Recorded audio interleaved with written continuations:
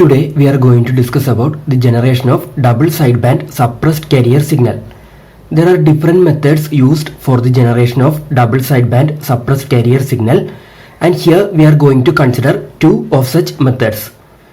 First one is by using an analog multiplier and the second one is by using a balanced modulator. Let's first consider the case of generation of DSB-SC signal by using analog multiplier.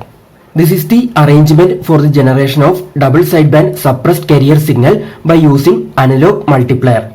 And this type of modulator is also called a product modulator.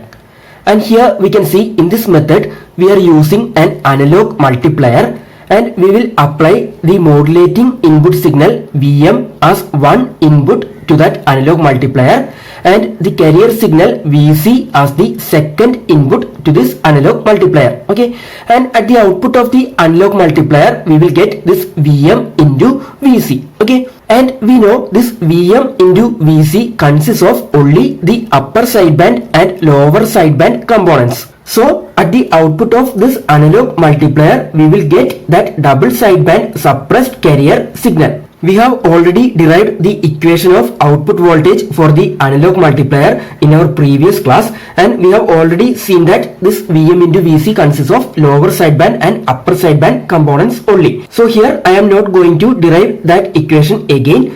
If you have any doubt you can go through that video class for the clarification. So in our previous class we have seen that the output of the analog multiplier V is equal to this Vm into Vc, and that is equal to Vm sin omega mt into Vc sin omega ct, and that is equal to MVc by 2 cos omega c minus omega m into t minus MVc by 2 into cos omega c plus omega m into t. And from this equation it is clear that at the output of the analog multiplier we have the double sideband suppressed carrier signal. And in our previous class we have seen that actually this VMVC consists of Vc into these terms. Okay, and that Vc is actually like a gain term, so there is no need to remove that gain term, and if we want we can remove that Vc component by using a voltage divider circuit. Okay, so here I am not shown that Vc term. Thus, from this equation, it is clear that at the output of the analog multiplier, we have the double sideband suppressed carrier signal. Let's now consider the case of generation of DSB-SC signal by using a balanced modulator. A balanced modulator can be constructed by using the nonlinear devices like diodes and transistors. And here we are considering the balanced modulator using the diodes. And here the diodes use the nonlinear resistance property for the generation of modulated signals.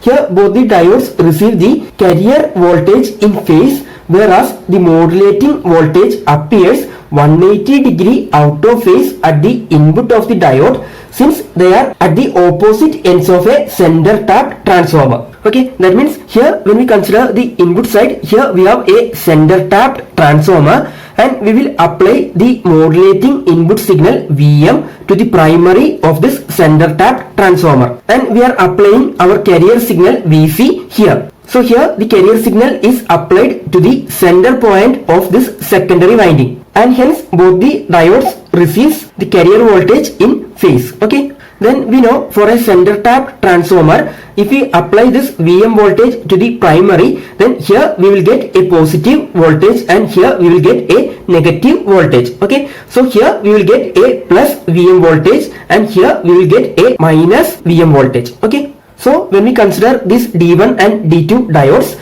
both the diodes receive the carrier voltage in phase, whereas the modulating voltage appears 180 degree out of phase at the input of the diodes, since they are at the opposite ends of the center tapped transformer. So when we consider this diode D1, the input to this diode D1 is Vc plus Vm. And when we consider this diode D2, the input to this diode is Vc minus Vm. Okay, then the modulated output currents of the two diodes are combined in the center tapped primary of the output transformer. Therefore, they subtract as indicated by the direction of the arrows. So the components that are common to ID1 and ID2 will get cancel each other. This ID1 is the output current of this diode D1. This ID2 is the output current of this diode D2. Okay. And since those currents are subtracted here, the components common to ID1 and ID2 will get cancelled each other. Okay. And if this system is made completely symmetrical, then the carrier frequency will be completely cancelled. Okay, if this portion and this portion are perfectly symmetrical, then the carrier frequency will be completely cancelled. But we know no system can be perfectly symmetrical in practice. So the carrier signal will be heavily suppressed rather than completely removed. So the carrier component is heavily suppressed here, and the output of the balanced modulator contains the two sidebands and some of the miscellaneous components which are taken care of by tuning the output transformer's secondary winding, and the final output consists only of sidebands. Let's now try to understand the working with the help of equations. As I said earlier, the input to this diode D1 is Vc plus Vm, and the input to this diode D2 is Vc minus Vm. And if perfect symmetry is assumed, then the proportionality constant will be the same for both the diodes and may be called A, B and C as before. And hence we will be able to write the equation for currents ID1 and ID2 in terms of that coefficients A, B and C. Let's now consider that equations. So the input to the diode D1 is Vc plus Vm, and the input to the diode D2 is Vc minus Vm, and since we are assuming perfect symmetry, we can use the same coefficients A, B and C for writing the current equations for diode D1 and D2. Then we have seen in our previous class that the equation for the current in the case of nonlinear diode is I is equal to A plus BV plus CV square. Then when we consider the case of diode D1, the input to the diode D1 is Vc plus Vm. Okay, so the output current of diode D1 ID1 is equal to A plus B into Vc plus Vm plus C into Vc plus Vm square. Now by expanding this and removing the brackets, we will get this one is equal to A plus BVc plus BVm plus CVc square plus CVm square plus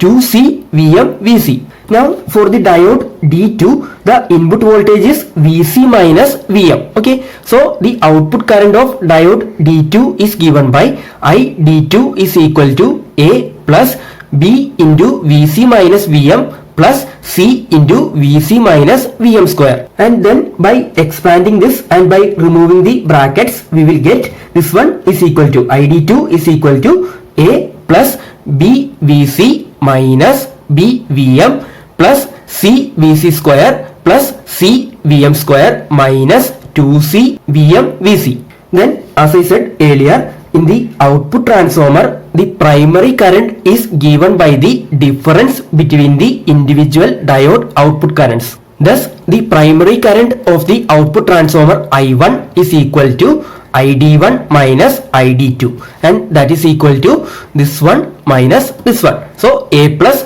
BVc plus BVm plus CVc square plus CVm square plus 2CVmVc minus of A plus BVc minus BVm plus CVc square plus CVm square minus 2CVmVc. So the common terms will get cancelled. Hence this A, B, VC, CVc square, CVm square terms are cancelled, and we will get this 2BVm plus 4CVmVc. So the primary current I1 of the output transformer is equal to 2BVm plus 4CVmVc. Now we are going to substitute the equations for Vm and Vc. We know this Vm is equal to Vm sin omega mt, and this Vc is equal to Vc sin omega ct. Okay, so we will get I1 is equal to 2B Vm sin omega mt plus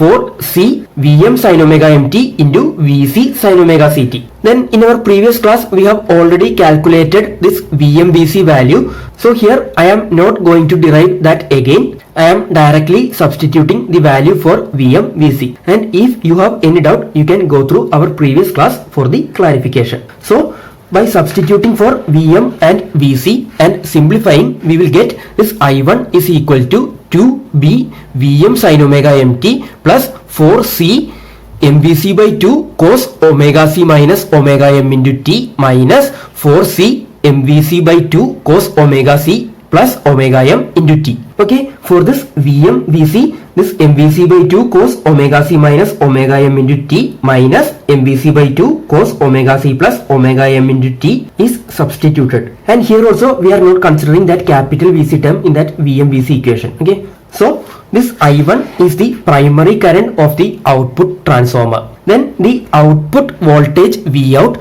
is proportional to this primary current. Let the constant of proportionality be alpha. Then the output voltage Vout is equal to alpha into this I1. Okay, so to get the output voltage we need to multiply all these terms with alpha. So we will get Vout is equal to 2b alpha Vm sin omega mt plus 4 alpha c mvc by 2 cos omega c minus omega m into t minus 4 alpha c mvc by 2 cos omega c plus omega m into t. Now let this 2b alpha Vm is equal to p and 2 alpha c mvc by 2 is equal to q.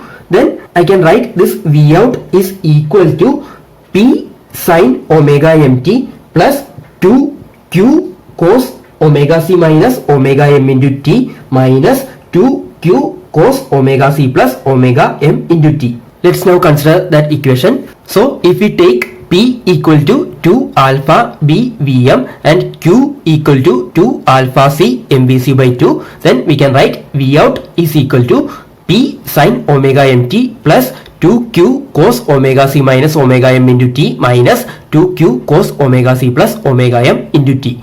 And this equation shows that the carrier has been cancelled out, leaving only the two sidebands and the modulating frequencies. And the tuning of the output transformer will remove the modulating frequency from the output. By properly tuning our output transformer, we can remove this modulating frequency, and hence Vout consists of only these two terms. Okay, so Vout is equal to 2q cos omega c minus omega m into t minus 2q cos omega c plus omega m into t. Thus from this equation we can see that the output of the balanced modulator consists of only the lower sideband component and the upper sideband component. And hence we will get the double sideband suppressed carrier signal at the output of this balanced modulator.